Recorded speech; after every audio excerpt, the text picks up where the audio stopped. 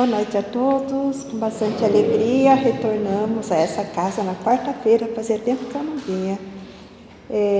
Hoje nós vamos falar de um tema que é bastante importante para o momento que nós estamos vivendo aqui na Terra, esse momento de transição planetária. Nós vamos falar hoje sobre a autoiluminação. Por que será que é importante nós falarmos da autoiluminação, né?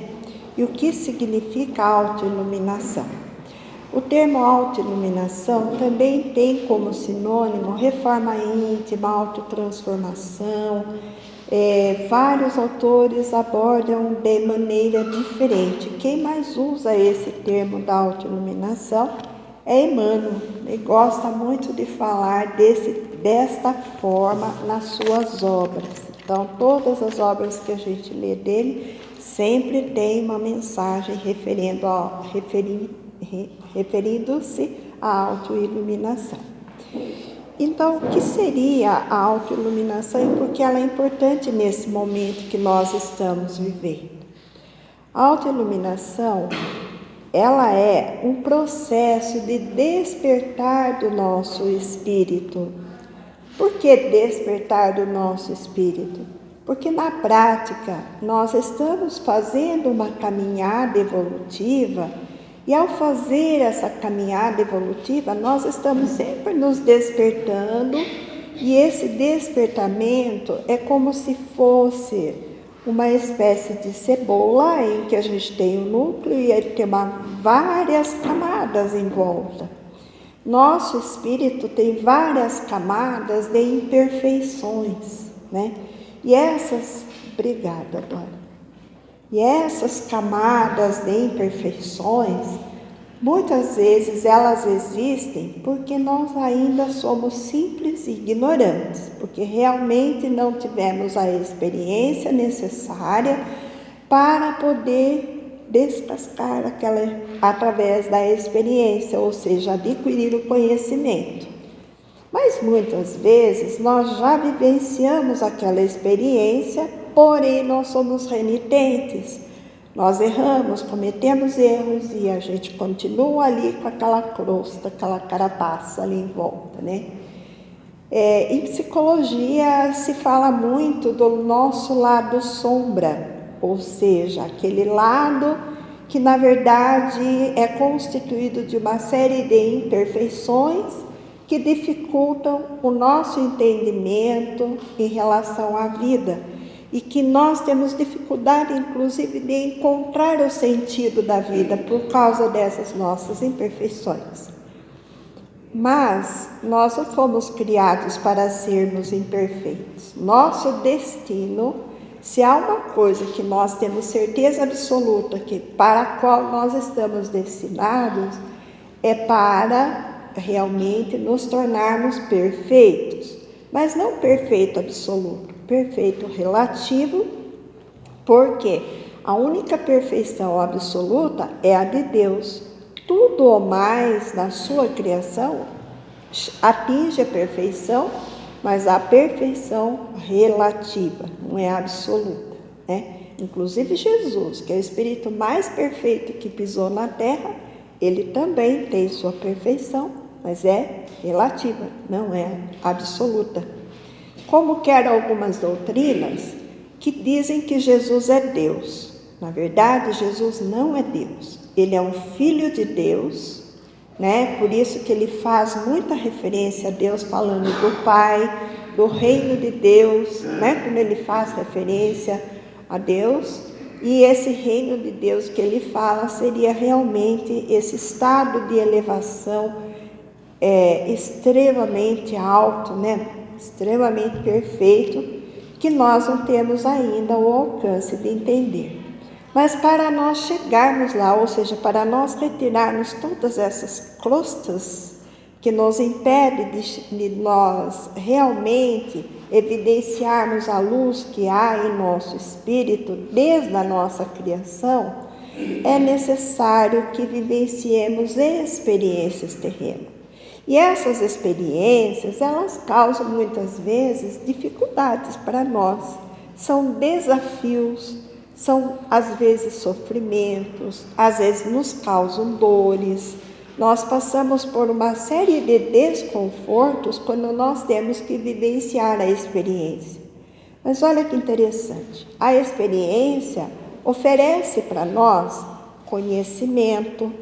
A própria experiência nos dá a oportunidade de aprendermos a agir, a resolver, a raciocinar para nós lidarmos com outras situações semelhantes. Então é natural que nós tenhamos dificuldade no primeiro momento, mas depois que nós descobrimos como resolver, nós vamos guardar essa mensagem, nós vamos guardar essa experiência no nosso íntimo.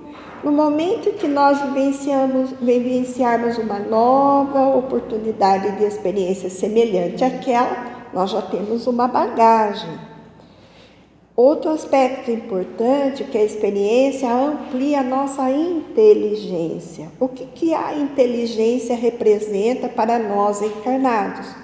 Ela é o recurso que é o desenvolvimento espiritual que manifesta-se por meio do nosso cérebro. O nosso cérebro é o mecanismo, é aquele que emite, que expressa aquilo que há no nosso espírito. Então, a nossa inteligência, ela está no nosso espírito. A memória é do nosso espírito. Todas as bagagens, nós temos no nosso espírito um HD que armazena todas as experiências. Quem trabalha com computador sabe do que eu estou falando, né? Onde ficam armazenadas todas as nossas experiências. E que no momento que nós precisamos, nós vamos lá e localizamos o arquivo, trazemos para a nossa memória e utilizamos.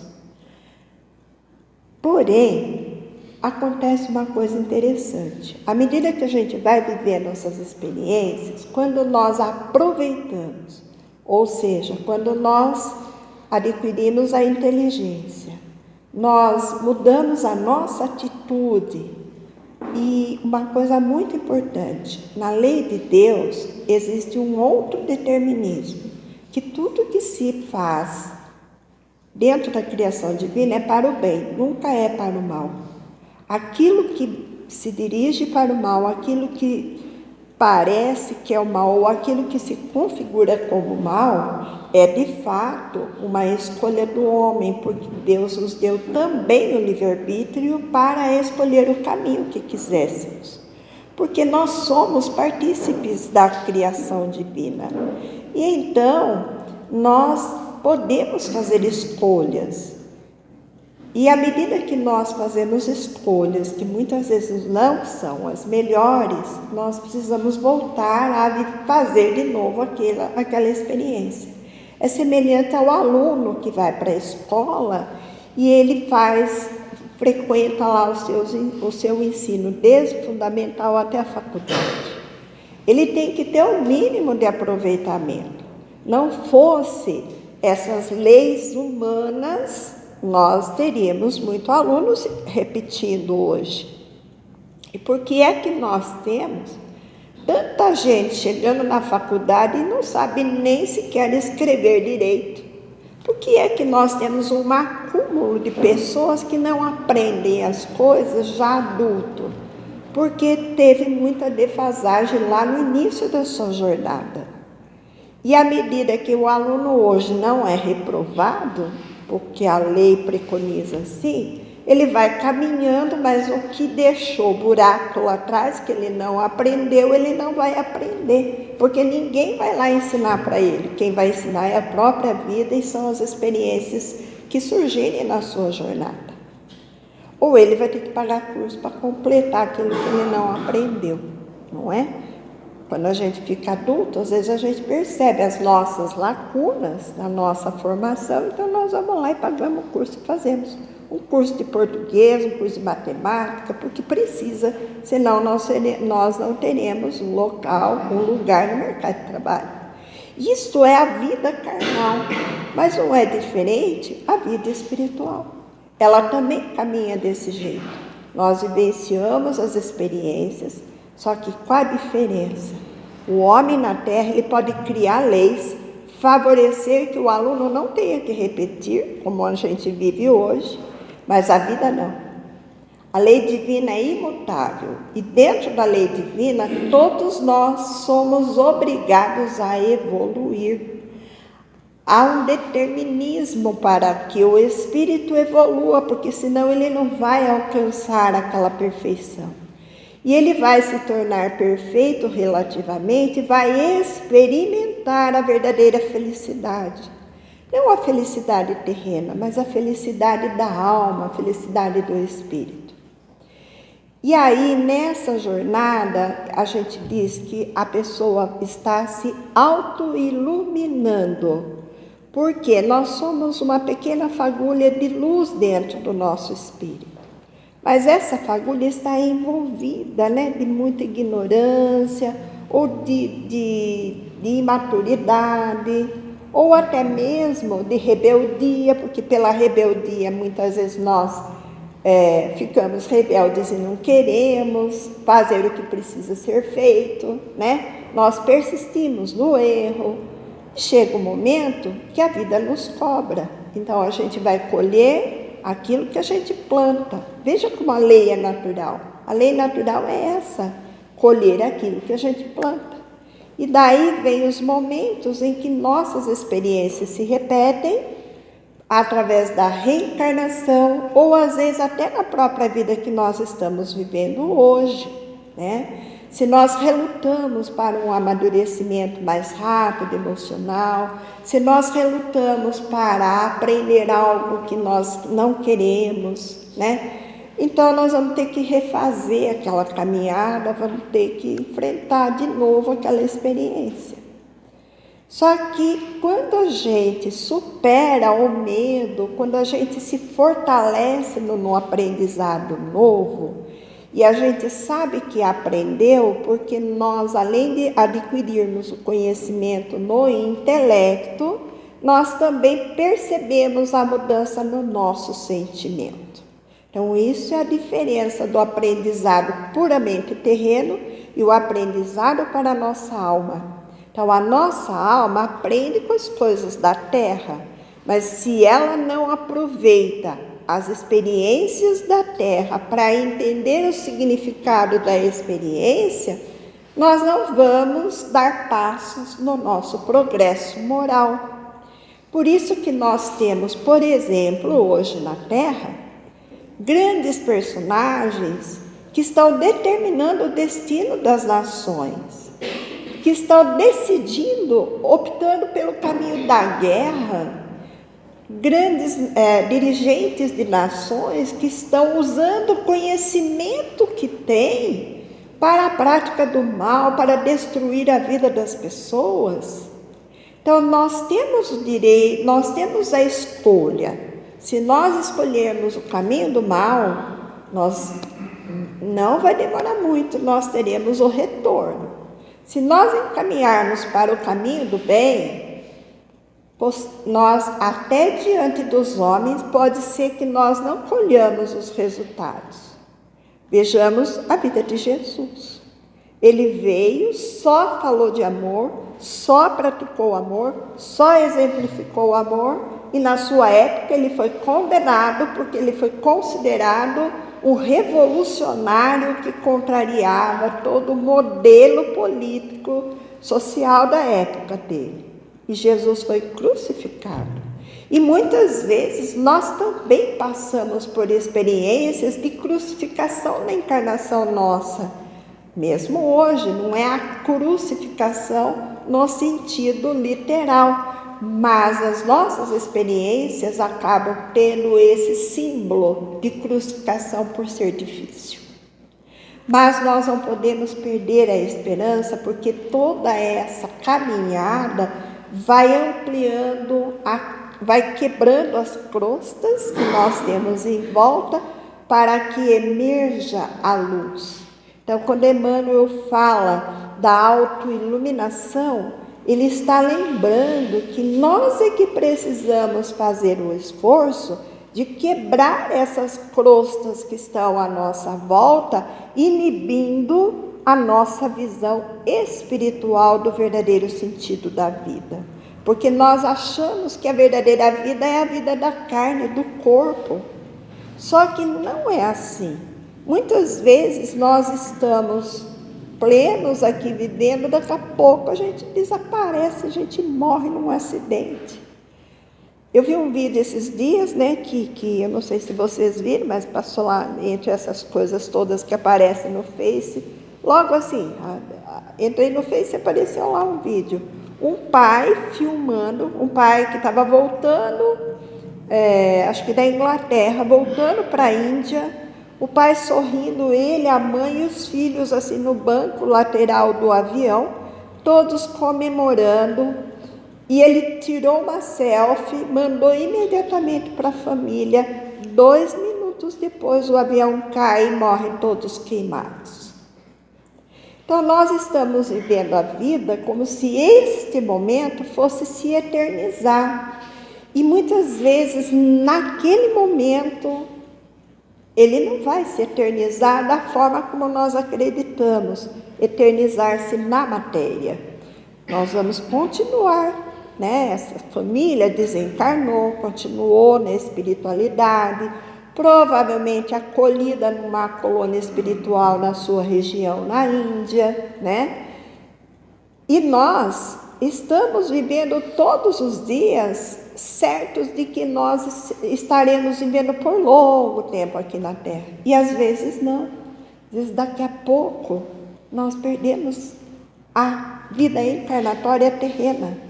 Então nós precisamos aproveitar as experiências, não para se desesperar, mas para olhá-las como uma oportunidade de aprendizado, desenvolver a resignação e diariamente tomar algumas atitudes. Para quê? Para que nós possamos ir quebrando essas crostinhas e a nossa luz emanar de dentro de nós. Porque onde emanar uma luz, outros tantos à nossa volta serão iluminados.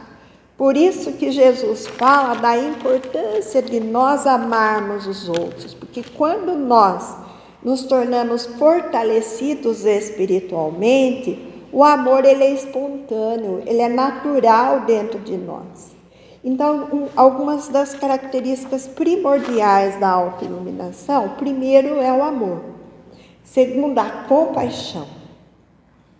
É a capacidade que nós temos de olhar para o outro, entender a dor do outro e não precisamos dizer nada. Às vezes um acolhimento, um abraço, uma palavra de reconhecimento da qualidade daquela pessoa sofrida, nós estaremos oferecendo a nossa luz para aquela pessoa. Então, muitas vezes a gente acha, ai, que pessoa maravilhosa, ela é iluminada.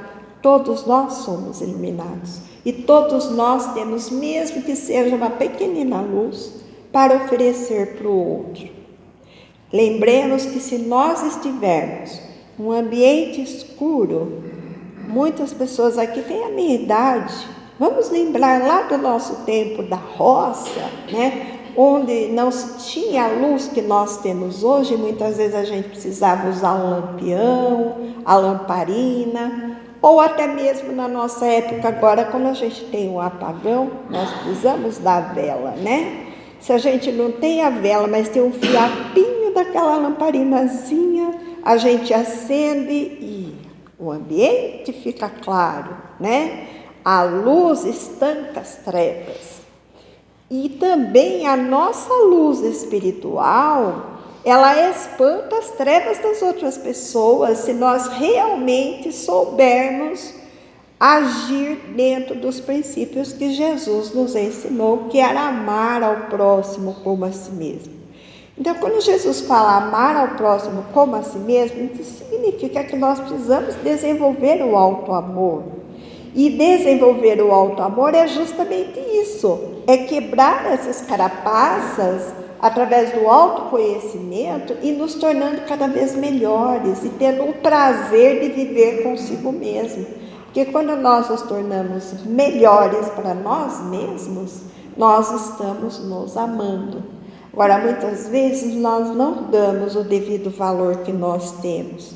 E nós precisamos dar esse valor para nós, não pelo caminho do egoísmo, do egocentrismo, mas é reconhecermos-nos como filhos de Deus.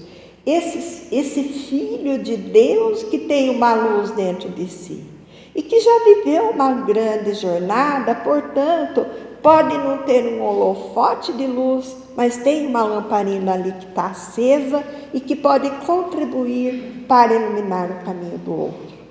E daí, então, nós temos algumas propostas que são muito importantes para a gente, e não é difícil a autoiluminação, ela é simples.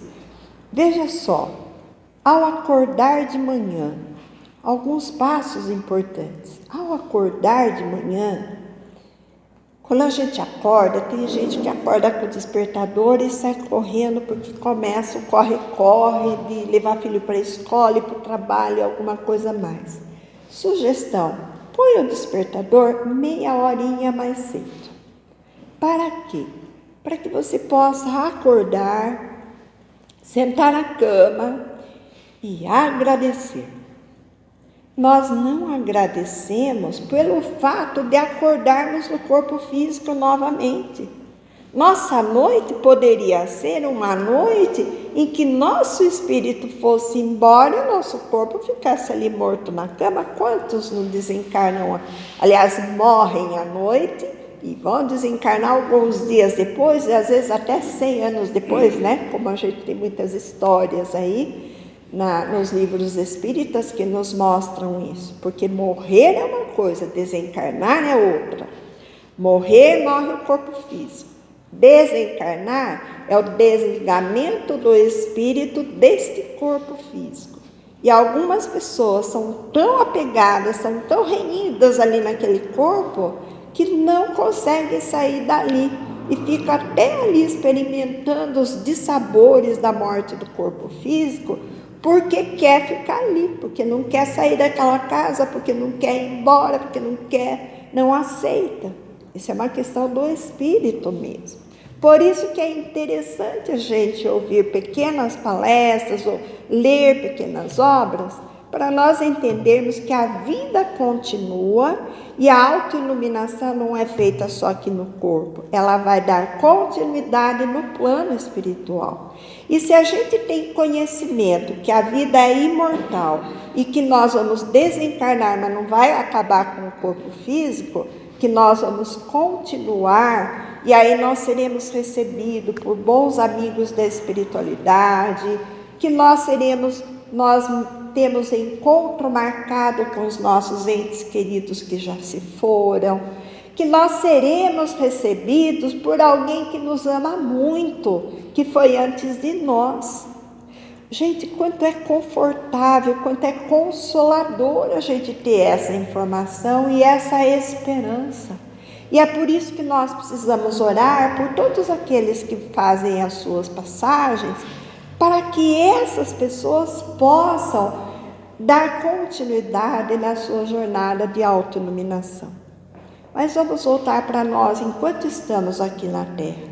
Primeiro ato nosso deve ser de agradecer. Então, sustentar dentro de nós o sentimento da gratidão a Deus que nos concedeu a vida, que nos concedeu as diferentes encarnações para a nossa evolução, e que nos deu a oportunidade de retornar ao corpo físico, porque durante a noite nós saímos do corpo físico, do nosso corpo físico, e vamos caminhar. Muitas vezes vamos frequentar escolas na espiritualidade, outras vezes vamos estar com pessoas com as quais nós nos afinizamos, vamos estar num ambiente que tem a ver com o nosso padrão vibratório, com o nosso padrão de comportamento. Então, precisamos vigiar muito os tipos de sonhos que nós temos para saber se nós estamos realmente saindo do nosso corpo e aproveitar nosso aprendizado à noite, ou se nós estamos aproveitando para fazer coisas que nós não faríamos se estivéssemos acordados, né? enveredando pelo caminho ruim, né, da sexualidade abusiva, de uma série de contextos, do excesso de alimentação e uma série de contextos que vão nos fazer mal. Ou trazendo para junto de nós companhias ruins à noite que nos assustam com os nossos pesadelos. Por isso é preciso que tenhamos esse sentimento de gratidão e façamos uma oração. E o que é orar? Precisa ficar repetindo, Pai Nosso, Ave Maria? Não. Basta a gente agradecer. Ó Deus, ó Jesus, meu bom amigo espiritual, meu anjo da guarda, muito obrigada por poder estar aqui. Me ajuda a começar um novo dia bem, a levar minha jornada de hoje com o pé direito, firme. Ajuda-me a não praticar o mal, a não ofender ninguém. Coisas pequenas que a gente pode conversar, bater um papo com Deus, bater um papo com o nosso anjo da guarda, com Jesus. Porque as nossas orações, com as boas intenções, elas são captadas. Descreve Chico Xavier, nas suas experiências, que muitas vezes Emmanuel deu oportunidade a ele de visualizar as orações que eram feitas para ele quando ele socorria alguém em desespero, e que eram como pétalas de luzes, como se fossem pétalas de flores que emanavam da terra para o céu. E o inverso também era verdadeiro, porque as orações também atingiam o próprio Chico, né? Então, a oração é muito importante, o agradecimento e propor, né, ter um bom dia, um dia de paz, um dia de tranquilidade. E pode ter certeza que durante o dia vão aparecer problemas. Então, a gente tem que prestar atenção com razão, não se deixar levar pelos instintos, né? Observar e aí procurar contar até 10 antes de reagir. Se alguém fecha a gente no trânsito, deixa que vai mais devagar, não precisa soltar palavrão, porque a nossa autoeducação na palavra e no coração vai nos tornando mais luzes, né? Além disso, procurar prestar atenção se a nossa conduta no trabalho, na escola, na família, é uma conduta de orgulho, de vaidade, prazer de ter o poder, porque muitas vezes a gente realmente tem um poder, um coordenador tem o poder na mão, um gerente tem o poder na mão, mas o que eu faço com esse poder? Esse poder é para eu trabalhar e ajudar aqueles que estão sob a minha condução, e não para eu ser durão, para eu ser difícil. Muitas vezes alguém vem na nossa jornada e nós temos que cuidar de alguém que é muito problemático e nós ficamos com raiva, né? Porque, nossa mãe, podia ter me dado um outro funcionário, mas é justamente por isso que eu estou naquele poder, que é para tratá-lo com humanidade, com a mesma maneira que eu gostaria de ser tratado se eu tivesse minhas limitações. Então, são atitudes, veja que para a autoiluminação não precisa ter muito esforço, basta a gente prestar atenção, né? Ao enfrentar dificuldades, mantenha calma e lembre-se de que tudo é aprendizado e oportunidade de crescimento, tanto espiritual quanto intelectual. Faça prece pedindo forças quando você vê que está difícil demais de lidar com aquele contexto. Ore. Se você percebe que está impaciente, intolerante, respira fundo, fecha os olhos e conversa com Deus. Converse com Jesus, que foi nosso exemplo. Jesus, me dá uma força, por favor, porque Jesus está em todo lugar, em todos os nossos corações. Faça um exame de consciência ao encerrar o dia. Faça um exame de consciência se o que você fez durante o dia foi bom, se ajudou o outro. Que alegria que a gente tem quando a gente recebe uma mensagem ali no celular de alguém pedindo socorro e nós podemos ajudar, nós podemos ensinar, nós podemos fornecer um endereço para alguém que está precisando de uma consulta médica. Quando a gente detém conhecimento que o outro não tem e está pedindo ajuda, vamos ajudar. Ter o prazer de ajudar pelo prazer e não, eu vou ajudar, mas depois vou esperar algo em troca. E aí vem o segundo momento, que é de praticar a caridade. E o que é praticar a caridade? A caridade não é aquela caridade que a gente está acostumado a fazer. Fazer uma cesta básica, doar as coisas que a gente já não usa mais em casa. Essas atitudes, elas são muito legais, porque a gente começa no plano material fazendo isso, porque a gente precisa exercitar outras virtudes. É o desapego, principalmente, né? O egocentrismo, tem que combater o egocentrismo. Aprender a pensar no outro primeiro antes de pensar na gente. Então, quando nós temos essas atitudes, elas são legais. Mas isso não é a verdadeira caridade. A verdadeira caridade é aquela em que nós damos algo que nos é muito importante, que é muito precioso. E sabe uma coisa que a gente hoje não dá mais de nós? É o tempo. A gente corre tanto e a gente está tanto tempo ali ocupado no celular, prestando atenção nas coisas do celular, que daí passou 1 hora, nós perdemos tempo porque não vimos nada que foi útil, não aprendemos nada porque nós fazemos isso muito mecanicamente, e aí o tempo se foi.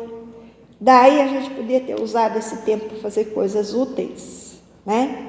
Para dar uma ligação, para perguntar para alguém que se está melhor, que estava doente, alguém que estava triste, ligar e perguntar, e aí, você melhorou? Se interessar pela dificuldade do outro, pela dor do outro.